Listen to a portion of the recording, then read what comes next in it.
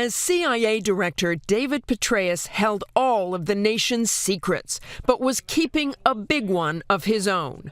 Today, in a statement to CIA employees, the man considered a national hero by some acknowledged the affair and what he called his extremely poor judgment.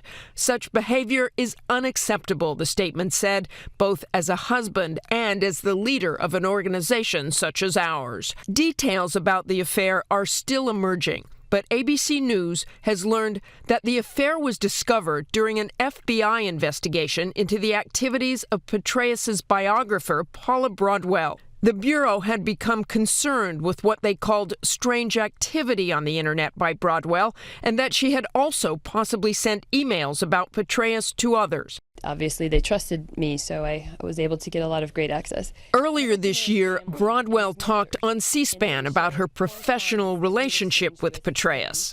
He has put duty on our country and his service to the nation above his family.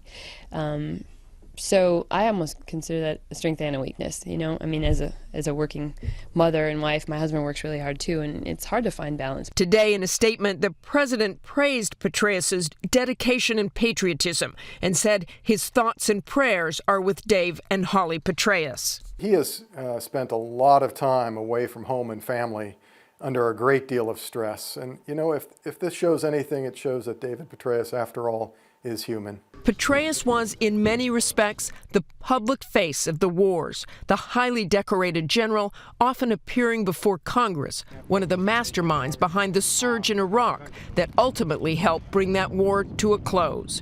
Then Afghanistan and the call to head the CIA.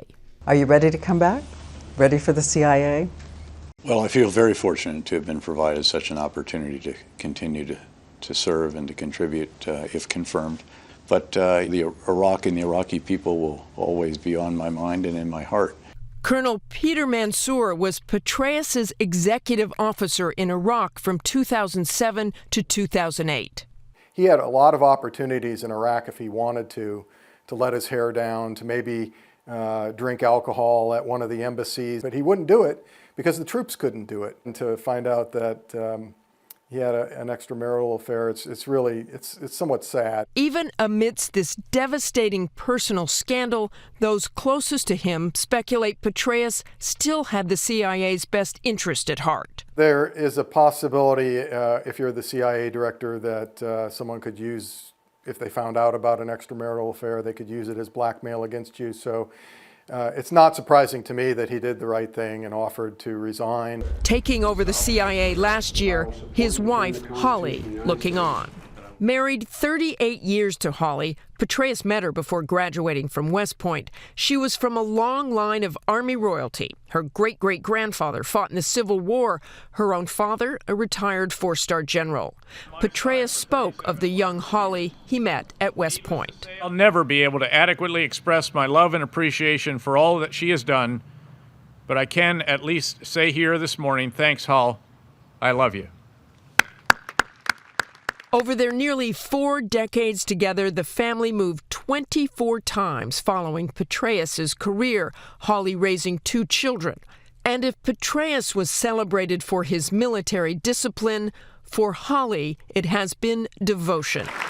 Army wives have said she's one of us. Just this year, she spoke about her favorite poem and its premise. Life is 10% what happens to me and 90% how I react to it.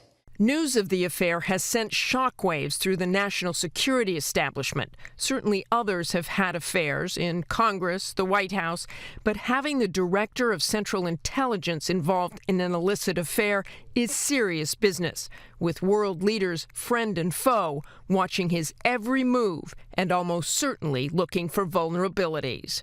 I'm Martha Raddatz for Nightline in Washington.